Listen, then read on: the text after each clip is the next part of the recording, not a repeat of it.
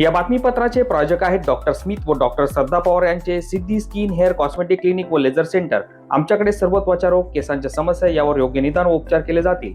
त्वचेवरील शस्त्रक्रियांसह आधुनिक सुविधांमध्ये hair removal, tattoo removal, CO2 laser, चेहऱ्यांवरील खड्ड्यांसाठी MNRF लेझर, पांढऱ्या डागांसाठी लाईट थेरपी यासह हायड्राफेशियलची सुविधा उपलब्ध।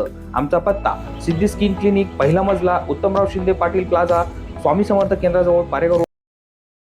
नमस्कार, SK9 येवला न्यूजमध्ये आपलं स्वागत आहे। आता बातमी पाहतो आपण बळीराजाला सुखवणारी।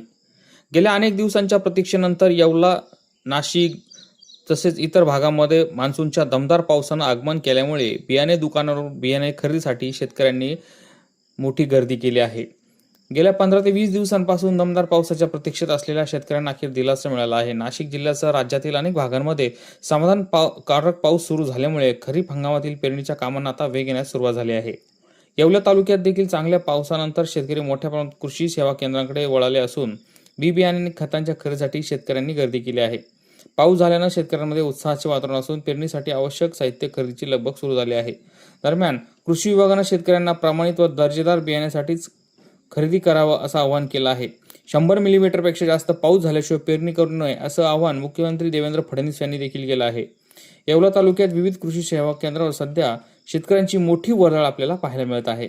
SK9 येवला न्यूजसाठी पाऊस आहे ना थोडा कमी झालेला आहे बरं का, पण बी नंतर जास्त गर्दी होती बा दुकानावर, त्यामुळं बी घेऊन ठेवू राहिलो। सोयाबीनचं, मकाचं, आपलं बाजरीचं, आणि तसा पाऊस कमीच आहे, पण होईल पाऊस आणि थोडं दम्मा चालणार आहे, बी घेऊन ठेवू राहिलो आम्ही असं। आणि सोयाबीन वाढलं यावेळेस, सोयाबीनचं क्षेत्र वाढल मकाला मागच्या वर्षी थोडा कमी भाव भेटला ना, त्याच्यामुळं मग लोकांना अपेक्षा तयार झाल्या। हवामान अंदाजक जे आहे त्यांनी जे सांगितलं की बाबा 8 दिवसात भरपूर मोठ्या प्रमाणावर पाऊस होईल, त्यामुळे शेतकऱ्यांनी घाईगर्दी करून आता बियाणं उशीपाशी ठेवून राहिले।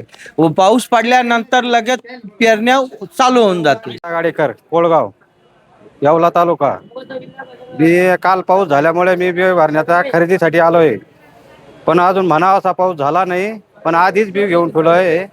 अजून 1-2 पावसाची वाट पाहून पेरणी करायची बा असं। बियाणं तर आता तुरीचं बिया चालवलंय, उडदाचं चालवलंय, मका चालवली आहे। बियाण्याचे भाव तर भलतेही भडकले। कुठल्या बियाणाला जास्त मागणी आहे? हो, मकाचं बियाणं जास्त महाग झालंय। काय लागवड शेत मका वाढणार जास्त, पण बियाणं भलताही वाढून गेलं बा असं।